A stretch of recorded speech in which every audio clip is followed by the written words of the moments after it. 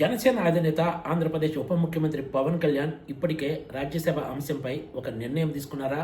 త్వరలోనే ఇదే విషయాన్ని ఆంధ్రప్రదేశ్ ముఖ్యమంత్రి చంద్రబాబు నాయుడు తెలియజేయనున్నారా అంటే అవుననే సమాధానం వస్తుంది జనసేన నాయకుల నుంచి. టీడీపీకి దక్కే రాజ్యసభ స్థానాల కంటే జనసేనకు దక్కే ఒక్క రాజ్యసభ స్థానానికి సంబంధించిన అంశంపైనే అటు జనసేన నాయకులతో పాటు రాజకీయ వర్గాల్లో కూడా ఎంతో ఆసక్తి ఉంది. ఎందుకంటే జనసేనకు దక్కనున్న ఫస్ట్ రాజ్యసభ సీటును ఆ పార్టీ అధినేత ఉప ముఖ్యమంత్రి పవన్ కళ్యాణ్ ఎవరికి కేటాయిస్తారనేదే అందరిలో ఆసక్తిగా ఉందనే చెప్పాలి. ఈ సీటు దక్కించుకోవడం కోసం చాలామంది రేసులో ఉన్నారు.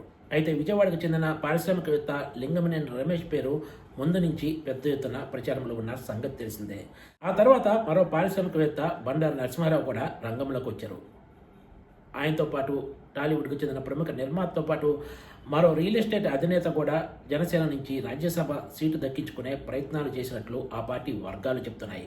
జనసేనకు సంబంధించి అత్యంత విశ్వసనీయ వర్గాలు అందించిన సమాచారం ప్రకారం ఇప్పటికే పవన్ కళ్యాణ్ రాజ్యసభ సీటు విషయంలో లింగమనేని రమేష్ పేరును ఖరారు చేసినట్లు చెబుతున్నారు.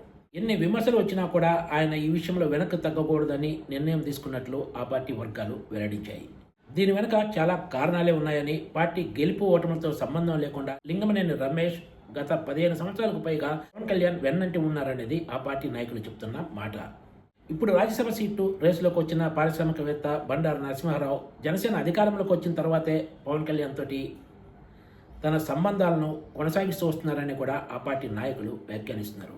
పార్టీ అధికారంలో లేని సమయంలో ఆయన పెద్దగా పార్టీ వ్యవహారాలను పట్టించుకున్న సందర్భాలు లేవనేది జనసేన పార్టీ నాయకులు చెప్తున్న మాట. ఇక మిగిలిన వల్ల ప్రయత్నాలను పవన్ కళ్యాణ్ పెద్దగా ఎంటర్టైన్ చేయలేదనేది ఆ పార్టీ నాయకుల నుంచి అందుతున్న సమాచారం. రాజ్యసభకు లింగమనేని రమేష్ అభ్యర్థిత్వాన్ని జనసేన అధికారికంగా ప్రకటించిన తర్వాత ఆ పార్టీ నాయకుల స్పందన ఎలా ఉంటుందో వేచి చూడాల్సిందే. Please subscribe TGTV.